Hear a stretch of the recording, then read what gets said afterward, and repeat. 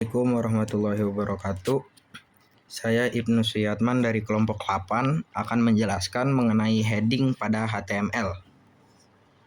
Penjelasan inti. Heading pada HTML merupakan sebuah subjudul atau bagian atas pada paragraf di HTML. Heading memiliki beberapa tingkatan mulai dari H1 sampai H6.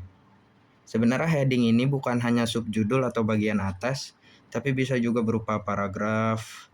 Nah, tingkatan pada heading ini yang menentukan nanti ukurannya seperti apa. Nah, heading tingkatan 1 merupakan heading yang memiliki ukuran terbesar.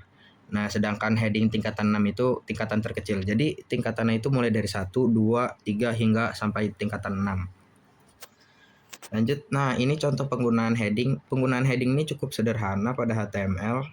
Caranya kita buka kurung seperti ini, H1, lalu kita masukkan teks yang ingin ditulis. Nah, ini tergantung ukuran yang kita inginkan.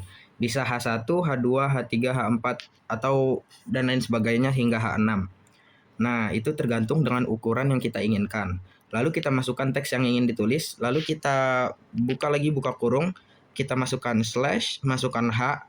Nah, H-nya ini harus sesuai dengan H yang ukuran awal ini. Misalnya H1, maka di sini pun H1. Jika di sini H2, maka slash H2. Nah, tidak boleh berbeda. Jadi seperti itu.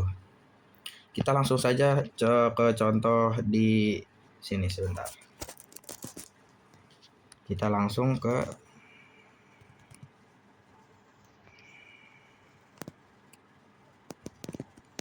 sini. Kita coba HTML-nya sekarang.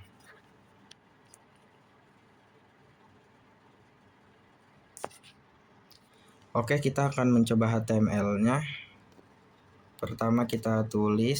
Nah, H1 nih. Nah, di sini contoh penggunaan H1 pada ini. Nah, misalnya kita mau tambahin H2. Kita mulai try it yourself sebentar. Nah, kita misalnya mau tambahin H2. Ini kan H1 sudah ada nih. Coba kita ganti jadi H2. Ukurannya itu akan lebih kecil atau akan bagaimana? Nah, kita bisa lihat di sini.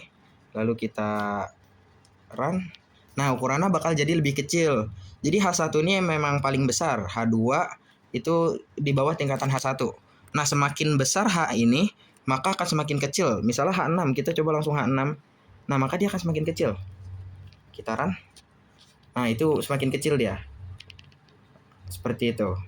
Jadi ukuran H-nya di sini yang menentukan ukurannya nanti berapa. Misalnya H1, maka dia akan menjadi paling besar. H2 semakin kecil, maka H3 semakin kecil hingga H6. Jadi seperti itu. Mungkin cukup sekian penjelasan dari saya, kurang lebihnya mohon maaf. Wassalamualaikum warahmatullahi wabarakatuh.